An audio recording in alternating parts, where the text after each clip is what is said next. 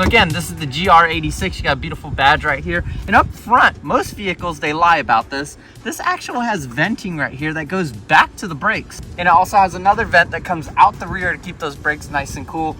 Very cool, not cheaping out on that. So Toyota definitely was paying attention. And people taking this thing out on the track are gonna need some cooling because this thing is quick. I have to say, the brakes, they're the best brakes I've driven on a small sports cars. I felt some that were choppy or too soft. This is like right in the perfect spot. They didn't go too cheap. They didn't go overboard with it. They just like calibrated them or something somehow to make them feel real nice. So heading down the road, the freeway, street, they feel comfortable when you're braking on that. In the rear of the GR86, this thing's got a beautiful little fin or wing, very similar to the Supra, which I caught my eye. So if you're looking at that rear view mirror, it always shows up in the mirror just slightly, which is a nice touch. You have dual chrome exhaust on the vehicle, on the Premium, and I have to say the exhaust sounds good. You also got sensors, parking sensors in the bracket. It also has emergency reverse parking, so if someone pulls out right behind you when you're backing up, the vehicle will stop. So super cool of you, Toyota. Getting into the GR86, first thing you'll notice is there's a beautiful leather right on the door, beautiful leather right on top of the dash. There's also beautiful leather on the passenger door in the same area. The steering wheel feels sporty. It's really nice, super thin. You'll notice the gear shifter right here. So it seems like Toyota tried to make it feel like it's a manual, but it's a fully automatic. I believe you can order this in a manual. I'm not 100% sure. Don't quote me on that. No moonroof, no sunroof, full solid roof, plenty of headroom. I'm about 5'10", 5'11". I've got a friend that's I think 6'2" or 6'5", I believe, and he said it's comfy, but it's a couple inches, a little too close than what he's used to. Starting up the car, the GR logo is right there, which is super cool. GR logo starts right here when you're starting the vehicle. So it seems like they put an LCD screen in here. The screen is running Android. I'm not 100% sure. It's a lot different than most vehicles, but I guess that's what Toyota and Subaru kind of have, this type of software.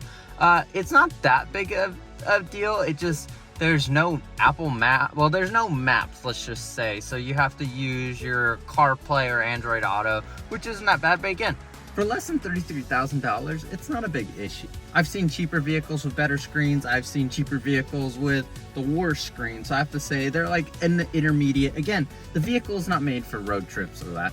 It's actually made for track. So down here, you've got a track mode. You've got a sport mode, snow mode, traction control. So which is pretty cool. You also have heated seats down here too, high and low, passenger and driver. And then here's all your controls. They definitely did a different touch on here. Definitely, I love the rocker controls. It did throw me off at first, trying to get used to that. But again, the design in here is really nice. You've got paddle shifters on the steering wheel. You've got this beautiful screen up here, as you can see, where you can go through all the settings. You've got a track mode. You've got RPMs. You've got your laps. You can watch your laps of your speed. You've got G-force, and then you also have a G-force recording. So they did really well on this screen. And then if I click it into track mode, there's also a track mode right here, which is super cool. So I'll click on the vehicle, and then we'll hit track mode. And track mode changes the screen, as you can see, which I really love. And then you've got your fuel and everything all to the right. Heading into the back, the trunk has plenty of room. Has a lot more room than the Supra does. The Supra seemed to have two giant speakers that were in the back. And as you can see, this actually can fold down. Let's go look at the back seat. Yeah, you heard back seats. Let me show you. There's a pull handle up here. This comes forward. Oh, this is actually the first time I've gotten in the back seat. Yeah, never mind. I cannot sit back here. I have a friend that's like 5'2". She fits pretty comfortably back here. But one thing that is funny, if you come look, this thing, it has seatbelt hookups here, up here, so it's definitely made for kids. Definitely not made for humans or full-size adults. If I try bringing that seat back, I have to say, knee room, not bad. Headroom, not recommended.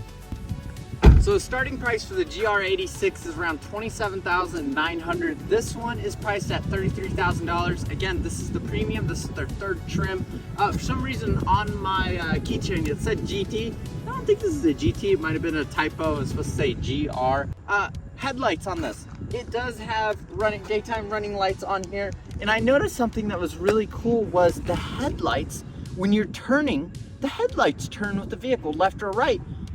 For less than $35,000 for a vehicle having such a feature, that's pretty cool, Toyota. I've seen BMW or Mercedes or any of those big names charge an additional $2,000 for headlights that do such a feature. Again, and that is included with the premium model.